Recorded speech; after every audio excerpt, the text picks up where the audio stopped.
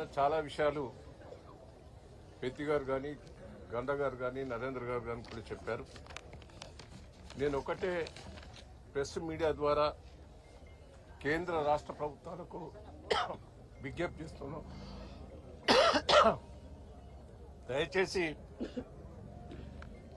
బండి సంజయ్ గారు, కిషన్ రెడ్డి గారు చాలా ఉపన్యాసాలు చెప్తున్నారు. మేము రైతులను ఆదుకుంటామని.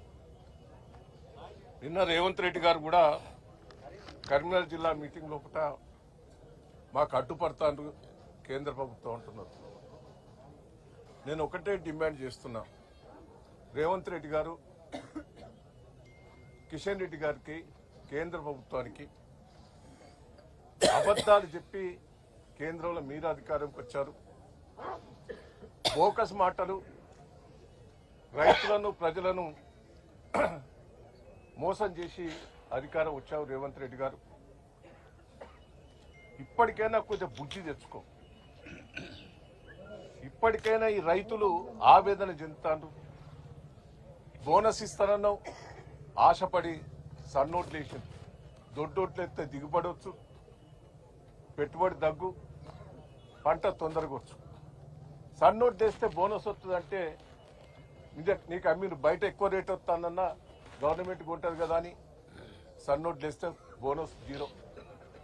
రైతు బంధు ఆశ పెట్టిన వస్తాంది నాట్లు అయిపోయినాయి, కలుపులైనాయి, కోతలకు వస్తాయి. ఇంతవరకు రైతు బంధు వల్లే. రుణమాఫీ 50% కూడా కాలే. ఎందుకు అబద్ధాలు ఆడుతావు సిగ్గు లేకుండా? అన్ని బోకస్. ఇందు పెద్ద గారు చెప్పినట్టు నీ ఎన్నికల మేనిఫెస్టోలో 15,000కు మించి మిర్చి కొంటా అని చెప్పాం. సరే 15,000 కాదు 23,000కి అమ్మే మిర్చి అది. దొడ్డు మిర్చి అది ₹1,00,000 దాకా అమ్మింది నిన్నటి దాకా, పోయిన సంవత్సరం. అది ₹1,00,000 అమ్మింది, ఇప్పుడు 25,000 పడిపోయింది. ఇది 25,000కి అమ్మింది, 11,000 పడిపోయింది. వరంగల్ జిల్లాల రైతులు దెబ్బతింటే ఎకరాన 10,000 మనసున్న మహారాజు కేసీఆర్ గారు ఇచ్చాడు. అప్పుడు నువ్వు అన్నావు 10,000 కాదు 25,000 ఇవ్వాలని మాట్లాడావు. దయచేసి రైతులంతా కూడా ఆవేదన చెందుతారు. తెలంగాణ మిర్చి రైతులు కాదు, ప్రతి రైతు ఆవేదన చెందుతాడు.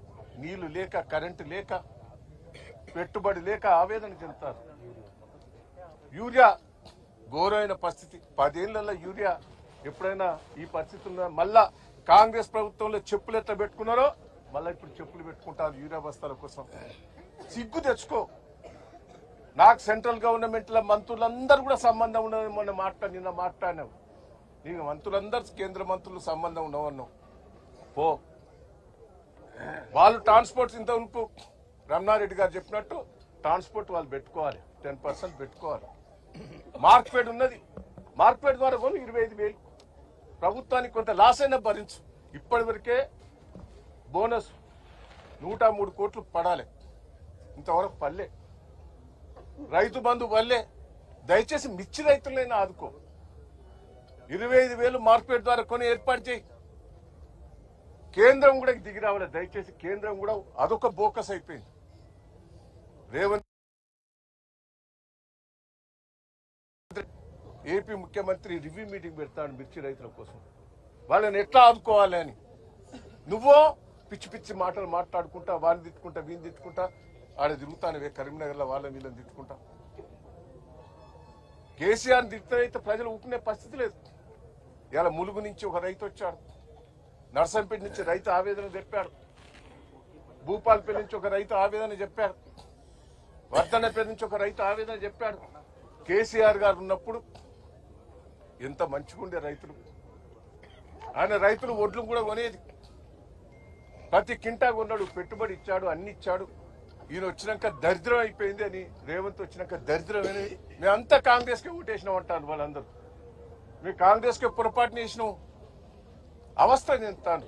దయచేసి రైతులు పెట్టుబడి మందం కూడా ఎవరికి కూడలే. మార్కెట్ ద్వారా సెంట్రల్ గవర్నమెంట్ కూడా ముందుకు రావాలి. ఇద్దరు కలిసి కొనాలి. 25,000 కింటా కొనేదాకా మేము వదిలిపెట్టేది లేదు. ఎంతకైనా పోరాటం. మేము ఇప్పుడు 15 రోజుల బట్టి ఓపిక పడ్డాం, ఏదైనా కొద్దిగా దిగొస్తుందేమో అని.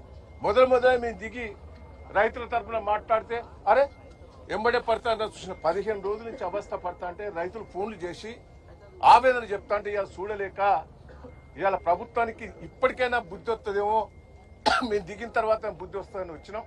దయచేసి కేంద్ర రాష్ట్ర ప్రభుత్వాల విజ్ఞప్తి చేస్తున్నా, మీరు అధికారం ఉన్నావు, ఇప్పటికైనా 25,000 కొనేటట్టు ఏర్పాటు చేయాలి. అదే రైతు అజ్మీర్ దేవా కుమార్ ఉన్నాడానే